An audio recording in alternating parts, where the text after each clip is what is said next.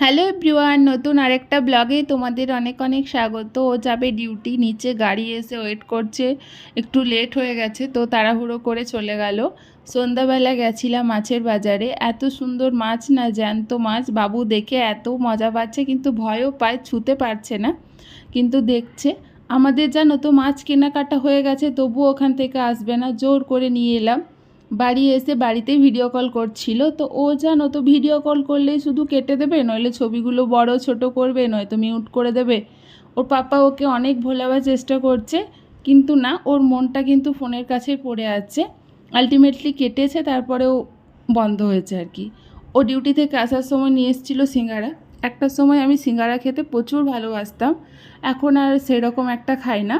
আর আমি বাড়িতেই বানিয়েছিলাম একটু নর্মাল সুজি, রাত্রেবেলা বানিয়েছিলাম রুটি, আর আমার বর বানিয়েছিল ডিমের কষা। তো চলো, বাই, টাটা।